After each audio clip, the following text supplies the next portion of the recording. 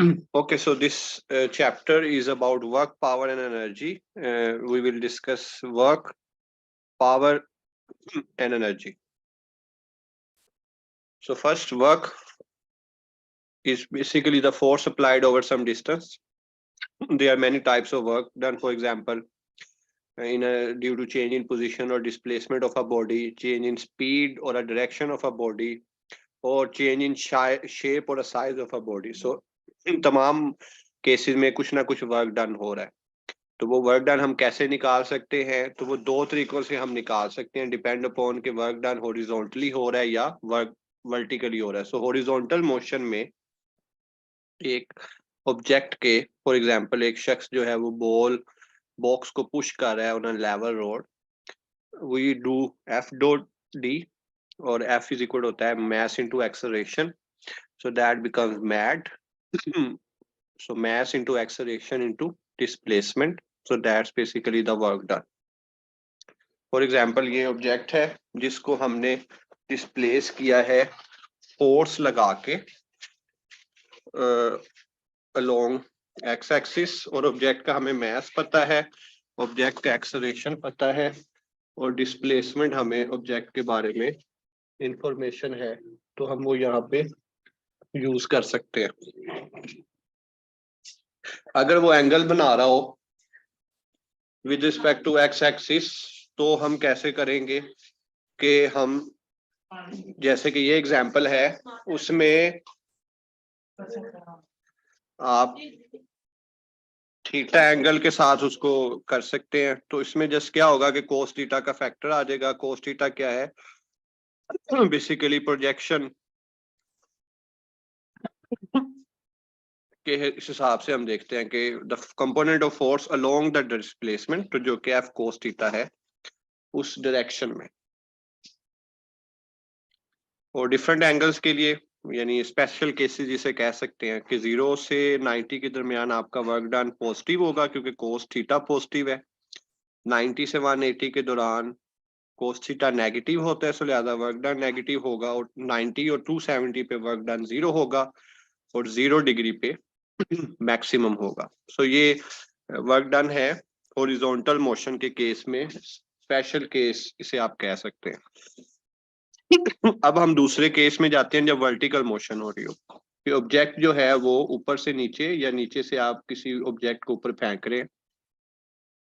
For example a ball is moving, has been thrown up और falling down.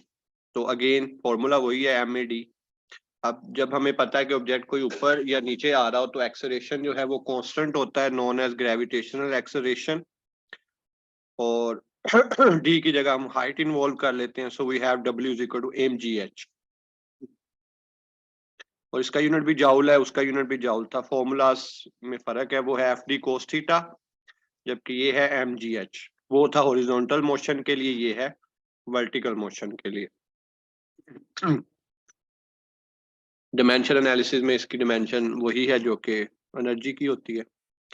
Okay, question इसकी base पे हम करने की कोशिश करते हैं. Force of 10 newton acts on a body and body moves 10 metre distance perpendicular to it. Work done by the force on the bodies.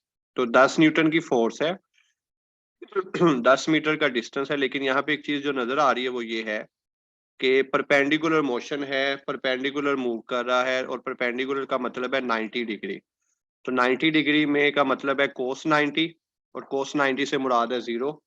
तो लिहाजा आपका वर्क डन जो है वो 0 होगा. डी ऑप्शन है इसका. दो दे इज फोर्स, दो दे इज डिस्प्लेसमेंट, लेकिन वो क्या है? परपेंडिकुलर है. सो लिहाजा हमारा जो वर्क डन निकलेगा वो 0 निकलेगा. ये अगर फॉर्मूला हम दोबारा देखें, सो FD कोस थीटा 90 के केस में आपके पास वर्क डन 0 होता है minimum. Okay, then again there is a question, we have a work done, we need to calculate the work done, and the case is के 9.8 metre cube of water, यानी water का volume दिया गया है, उसको आपने मूव करवाना है through a height of 5 metre. यानी जैसे कि आपके घर में, हमारे घरों में पानी जो है वो मोटर के थ्रू ले जाया जाता है टैंकी में जो कि किसी हाइट पे पड़ी होती है। तो ये बेसिकली वो वर्क डन निकालना है जो कि मोटर करेगी इस पूरे प्रोसेस के दौरान। तो अगर हम देखें तो हमारे पास वॉल्यूम दिया गया है 9.8 मीटर क्यूब और हमारे पास हाइट दी गई है 5 मीटर। तो जब भी, और हमें क्योंकि वर्टिकल मोशन है तो हमें ये पता है कि वर्क डन का फॉर्मूला जो होगा वो mgh है, लेकिन यहाँ पे h है, mgb है, मैस नहीं है। तो जब भी आपको जिक्र हो वॉल्यूम का और आपने मैस निकालना हो तो आपके पास फॉर्मूला क्या होता है, mass is equal to density into volume. और डेंसिटी वाटर की फिक्स है 1000 और वॉल्यूम जो दिया गया 9.8। तो यहाँ से आपके पास 980 kg मैस आ जाएगा कि आपका 980 किलोग्राम ऑफ मैस जो है वो बेसिकली सप्लाई होगा 9.8 मीटर क्यूब वॉल्यूम में। तो बस आप इसमें वैल्यू दर्ज कर दें। मैस है 980, जी आप रफली 10 ले सकते हैं और एच जो है वो 5 है। तो 5 इसको आप मल्टीप्लाई करें, 500 5 8 सर 400 5 4900 49,000 जिसको अगर ये बस अगर आप 9.8 लेते हैं तो ये 48,000 बन जाएगा। अब इसमें आपने इसको कन्वर्ट करना है दिए गए यूनिट्स में। तो 48,000 जाउल 48 किलो जाउल बनता है जो कि नहीं दिया गया, तो बी ऑप्शन भी नहीं बनता, ए ऑप्शन भी नहीं बनता।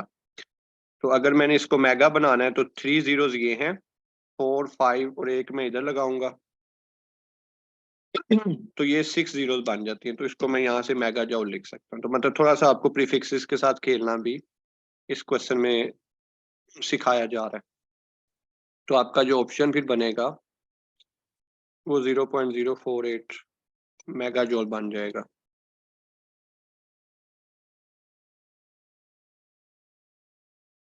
तो अगे तो ये वर्टिकल मोशन का क्वेश्चन है जिसमें मैस को हम इनडायरेक्टली मालूम कर रहे हैं। ठीक है, तो ये W इक्वल टू mgh, ये m की जगह क्या आ जाएगा, डेंसिटी इनटू वॉल्यूम। ये वैल्यूज आ गई तो यहाँ से आप कैलकुलेट कर सकते हैं। ओके, अब हम नेक्स्ट क्वेश्चन को आंसर करते हैं, विच इज कि एक शख्स वर्क डन कर रहा है। फॉर एग्जांपल एक शख्स ने एक या दो शख्स हैं, वो एक ही वजन की जो कोई चीज है वो 2 फ्लोर ऊपर लेके जा रहे हैं। सेम वजन है चीज का, सेम हाइट है। एक लेके जाता है फौरन 10 मिनट में और एक लेके जाता है 1 घंटे के बाद। तो अगर हम वर्क डन की बात करें तो दोनों का वर्क डन सेम है, क्योंकि दोनों की वेट मतलब mg भी सेम है और दोनों की हाइट भी सेम है। सो फर्क फिर कहाँ से आ रहा है, फर्क बेसिकली आ रहा है टाइम में, लेकिन वर्क डन में टाइम का जिक्र ही नहीं है। सो लिहाजा हम फिर क्या करते हैं, कोई ऐसा फॉर्मूला देखते हैं जिसमें हम टाइम को इंक्लूड कर सकें और उसको हम उससे के लिहाज से रिलेट कर सकें। तो that's basically power. Power with is a basically work done with respect to time. और पावर और टाइम का इन्वर्सली रिलेशन है, अगर टाइम कम लगेगा तो उस काम करने की पावर ज्यादा है, और अगर टाइम ज्यादा लेगा तो पावर कम है। तो ये बेसिकली इस एग्जांपल का मकसद भी यही है कि 5 मीटर डिस्टेंस है, 12 न्यूटन की फोर्स लग रही है। तो टाइम के लिहाज से ये देखना कि किस तरह वो वर्क ज्यादा अच्छे से करता है। तो पावर का formula work done over time है, और उसमें एनर्जी भी ले सकते हैं क्योंकि वर्क एनर्जी प्रिंसिपल के मुताबिक वर्क और एनर्जी एक ही बात है, तो एनर्जी दे दी जाए। इस ये भी हम बल्कि क्वेश्चन भी करते हैं, एनर्जी ये बहुत इंपॉर्टेंट यूनिट क्वांटिटी है। E is equal to PT, और E is equal to PT से आपके पास अगर पावर निकलती आउटपुट और इनपुट पावर से डिवाइड कर दे तो एफिशिएंसी। फॉर एग्जांपल क्वेश्चन दिया जाता है कि इनपुट ये काम हो रहा है, बताएं आउटपुट पे इतना काम है, तो एफिशिएंसी क्या है। तो kilowatt hour is a unit of, ये 2020 पीपीएससी का क्वेश्चन है। अब किलोवाट क्या है, what is a unit of power, kilo is a prefix and hours is basically time. So power को टाइम से मल्टीप्लाई किया जा रहा है। तो किस यूनिट में पावर को टाइम से मल्टीप्लाई किया जा रहा है, ये वाले फॉर्मूले को तो बेसिकली एनर्जी है, so it's a unit of energy. 1 kilowatt hour में कितने जाउल्स होते हैं, तो हमें पता है ये 3.6 मेगा जाउल होते हैं। इसमें जस्ट आपने किलो की जगह 1000 और आवर्स की जगह 3600 सेकंड दर्ज करना है। तो it's from basically book. Consumption of energy by 100 what electric bulb, यानी आप एक 100 वॉट का इलेक्ट्रिक बल्ब लगाते हैं और 60 मिनट वो चलता है, 1 घंटा, तो बताएं उसकी एनर्जी कंजप्शन कितनी है। तो वही फॉर्मूला यूज होगा, इज इक्वल टू पीटी। तो पावर कितनी है 100 वॉट, मिनट्स को आप सेकंड में कन्वर्ट कर लेंगे या आवर्स में कर लेंगे क्योंकि यूनिट आवर्स में है, तो 60 इंटू 1, क्योंकि 60 मिनट 1 आवर के बराबर है, तो 60 आंसर आ जाएगा, जो कि यहाँ पे नहीं है, तो लिहाजा नन होती है। उसके बाद वर्क तीसरा जो हमारा पॉइंट था वो था work power and energy. Energy क्या है? एनर्जी इज बेसिकली वर्क की बेस पे जो हम काम करते हैं उसे हम एनर्जी कहते हैं। सो वर्क एनर्जी प्रिंसिपल के आपका वर्क डन अगर फोर्स इंटू डिस्टेंस है तो आप उसे दो मेजर टाइप की एनर्जीज में स्टडी कर सकते हैं। Kinetic energy half M V square, potential energy जो कि ग्रेविटेशनल पोटेंशियल एनर्जी है वो mgh, और अगर हम स्पिनिंग की पोटेंशियल एनर्जी की बात करें तो वो हाफ के एक्स स्क्वायर। तो आप जो भी वर्क डन करते हैं वो बेसिकली इस एनर्जी में स्टोर होता है। हमेशा वर्क डन जो कि अगेंस्ट द नेचुरल प्रोसेस किया जाता है। फॉर एग्जांपल गेंद नेचुरली नीचे गिरना चाहती है लेकिन आप उठा के ऊपर लेके जाना चाह रहे हैं, तो उस दौरान आप वर्क डन करेंगे जो उसके अंदर as a potential energy store हो जाएगा। स्प्रिंग जो है वो उसी हालत में रहना चाह रहा है जिस हालत में है, लेकिन आप क्या करते हैं उसे एनोलोगेट करते हैं या कंप्रेस करते हैं, तो इस दौरान क्या होगा कि उसमें आप वर्क डन करेंगे जो कि स्टोर हो जाएगा इलास्टिक पोटेंशियल एनर्जी के तौर पे given by half K X square. For example energy kinetic energy है, फिर पोटेंशियल एनर्जी और फिर एनर्जी आउट। तो काइनेटिक एनर्जी बेसिकली कन्वर्ट हुई पोटेंशियल एनर्जी में, पोटेंशियल एनर्जी काइनेटिक एनर्जी में। Then we have a topic on absolute potential energy, जिसका major जो फॉर्मूला है वो आपके लिए ज्यादा इंपॉर्टेंट है, U is equal to minus G M M over R. और ये बेसिक इन्फिनिटी के लिहाज से पूछा जाता है। तो इन्फिनिटी पे अगर आर इन्फिनिटी दर्ज कर देंगे यहाँ पे आप, इस आर की जगह इन्फिनिटी आ जाएगा, तो समथिंग ओवर इन्फिनिटी क्या होता है? जीरो। सो इस जगह पे फिर आपकी पोटेंशियल एनर्जी जो है वो जीरो होगी।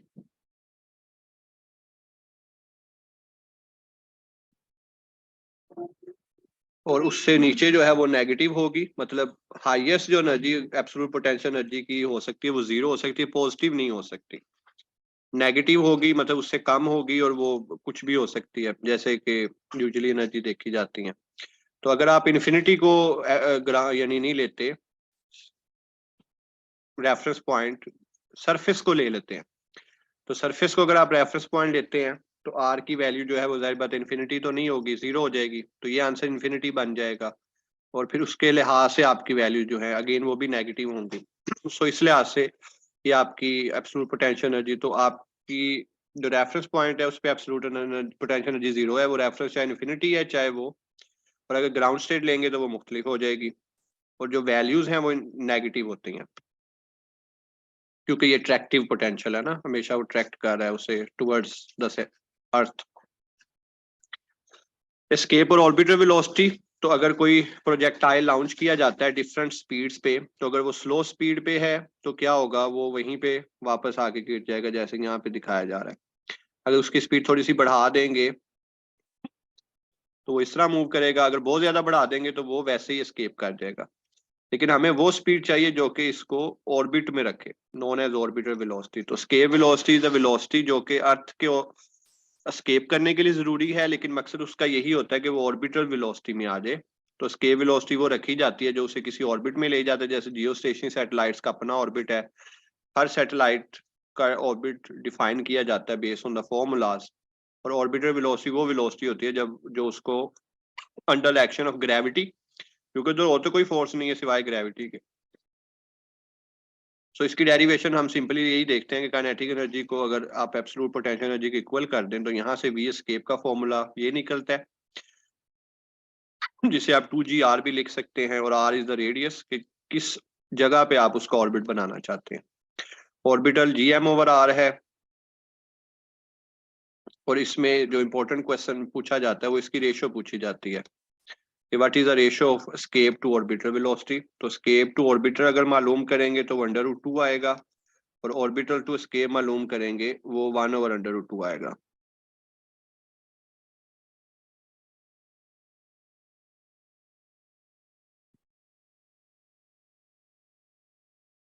Okay, so value of escape velocity क्या है? 11.2 किलोमीटर पर सेकंड। ये बुक की स्टेटमेंट ये है क्लोज ऑर्बिट सैटेलाइट की, यानी बिल्कुल रेडियस के ऊपर अगर आपने भेजना है। यूजुअली हम रेडियस पे तो नहीं भेजते, हम किसी हाइट पे भेजते हैं, सो इसकी वैल्यू यूजुअली ज्यादा होती है। ये closest to earth. Ratio of escape to orbital velocity √2 है, और अगर ऑर्बिटल टू एस्केप कह दे तो 1/√2 है। The escape velocity of moon will be, moon के लिए क्या होगी अर्थ के मुकाबले में? कम होगी, ज्यादा होगी, या सेम होगी? तो अगर हम फॉर्मूला देखें तो इसमें मैस जो है वो अहमियत रखता है। तो मैस जो है मून की अर्थ के मुकाबले में कम है, सो लिहाजा इसकी एस्केप वेलोसिटी जो है वो कम होगी।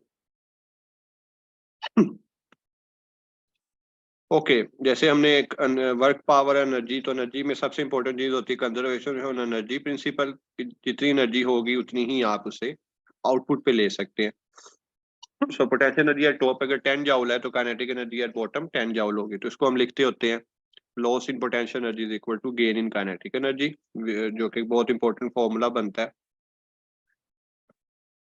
Loss in potential energy is equal to gain in kinetic energy. तो loss in potential energy mgh है, gain in kinetic energy half mv² है। तो इसको अगर आप सिंप्लीफाई करें 1/2 उधर ले जाए, ms में m से काटते हैं, तो v के लिए अगर आप फॉर्मूला बनाए तो वो बनता है 2gh sqrt।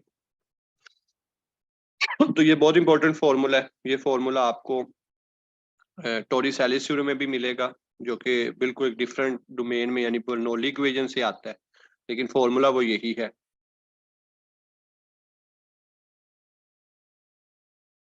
इसमें भी अगर देखें तो ये जो 2gr वाला फॉर्मूला है एस्केप स्पीड का, ये भी यही है 2gh। अब यहाँ पे हाइट की जगह ऑर्बिट है तो उसका रेडियस आ जाएगा। तो इसमें भी यही हो रहा है, बेसिकली एनर्जी ही कन्वर्ट हो रही है। तो it's all conservation of energy. Physics is all about energies, energy in one form and energy in other form. तो ये जो मैंने अभी बात की, क्या एनीथिंग सिमिलर कि ये एस्केप वेलोसिटी से भी यही चीज रिलेट करती है, और टोरी-सैलिस थ्योरम से भी। अच्छा, अगर यूजुअली हम क्या करते हैं, इसको आइडियली ले रहे होते हैं ना, हम फ्रिक्शन को इग्नोर कर रहे होते हैं, लेकिन फ्रिक्शन इज ऑलवेज प्रेजेंट। सो अगर आपने फ्रिक्शन के फॉर्मूला को इंक्लूड करना है, जैसे क्वेश्चन आ सकता है पीपीएससी में स्पेशली, तो जैसा आपने एजुकेटर्स में या ई कैट में जो भी आपका मोड ऑफ लर्निंग है इस वीडियो को देखते हुए, तो उसमें फिर बेसिकली हम क्या करते हैं कि हम उसमें फ्रिक्शन को फिर ऐड करते हैं काइनेटिक एनर्जी में, क्योंकि पोटेंशियल एनर्जी से फ्रिक्शन माइनस हो रही है। तो अगर आप इसको इधर ले आएंगे तो माइनस होगा, अदरवाइज ये उधर पड़ा हुआ, और वर्क डन के लिए डी से मल्टीप्लाई करेंगे। अगर वो अलोंग एक्स एक्सिस नहीं लॉन्ग वाई एक्सिस है तो फिर इधर डी की जगह एच आ जाएगा कि किसके लॉन्ग फ्रिक्शन आपकी अप्लाई हो रही है। तो सेम वही फॉर्मूला, अब उसमें हम थोड़ा सा उसे प्रैक्टिकल किया है कि उसमें हमने फ्रिक्शन को इंक्लूड किया है, जब फ्रिक्शन जो है वो कंसीडरेबल है। यूजुअली इग्नोरेबल होती है, इसलिए हम इंक्लूड नहीं करते। Okay, so this is a very good question. A geyser shoots water early to a height of 40 metre. तो हाइट दी गई है,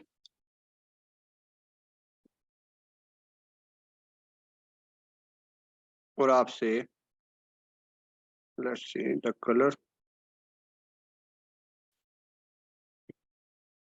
वेलोसिटी पूछी गई है। अब हमें ऐसा फॉर्मूला चाहिए जो हाइट और वेलोसिटी को रिलेट करता हो।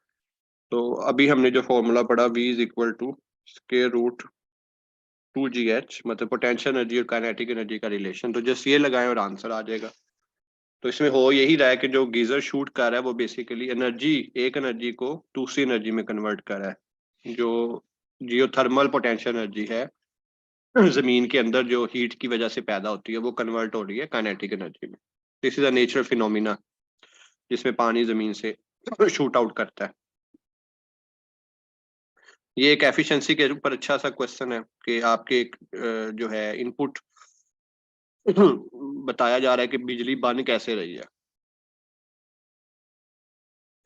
कि पानी का फ्लो रेट 200 किलोग्राम पर सेकंड है, उससे जनरेटर चलाया जा रहा है और जनरेटर जो दे रहा है आपको आउटपुट वो 32 एम्पेयर और 230 वोल्ट दे रहा है।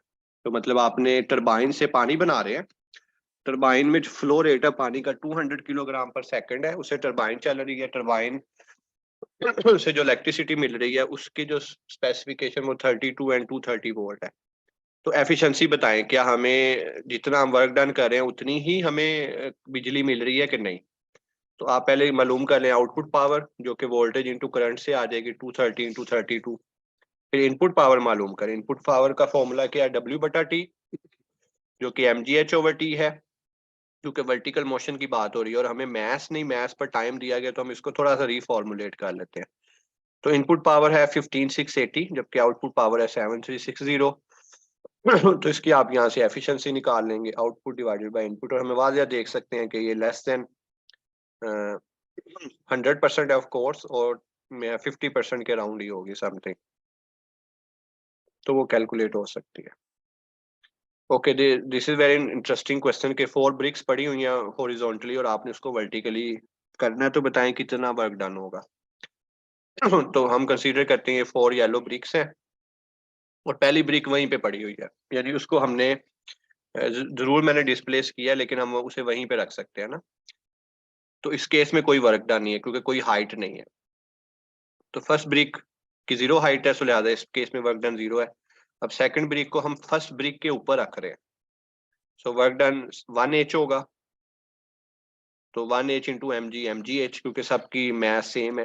फिर तीसरी ब्रिक हमने रखी, अब ये 2h पे है क्योंकि पहली हाइट और डबल हाइट, सो 2h। इसी तरह फिर ये 3h, तो सबको जमा कर लें तो 6 mgh बनता है। तो ये एक यानी अगर एक से ज्यादा दे दी जाए, जैसे कि 100 ब्रिक्स दे दी जाए, तो आपने बेसिकली क्या करना होता है कि जितनी भी नंबर ऑफ ब्रिक्स हैं उससे 1 माइनस फिर जमा करना होता है। जैसे 1h 2h 3h यहाँ तक है क्योंकि 4 ब्रिक्स हैं, 5 होंगी तो 4h तक जमा करेंगे, 6 होंगी तो 7 तक, 101 ब्रिक्स होंगी तो आप 100 तक जमा करेंगे और mgh पैसे आ जाएगा। तो इसका आंसर आ जाएगा 6 mgh। तो ये टोटल वर्क डन है जो कि इन हॉरिजॉन्टल ब्रिक्स को वर्टिकल ब्रिक्स में करते हुए हमें करना पड़ा। Okay, another question. A car engine exerts an average force of 500 Newton in moving a car 1 kilometer in 200 seconds. Find a power developed by the engine. तो force है, distance है और टाइम है, तो पावर का फॉर्मूला सिंपली क्या है, P is equal to F D divided by T. F भी है, डी भी है, टी भी है, तो जस्ट फॉर्मूले में वैल्यूज दर्ज करनी है, किलोमीटर को मीटर में कन्वर्ट कर लेंगे बस। तो 2.5 किलोवाट आंसर आ जाएगा। सोलर रेडिएशन जो हम तक पहुंचती है उसमें किस किस तरह की मौजूद होती है रेडिएशन, तो उसमें तमाम तरह की मौजूद होती है, उसमें यूवी होती है, आईआर भी होती है और विजिबल भी होती है। Potential energy of any form increases only when we are.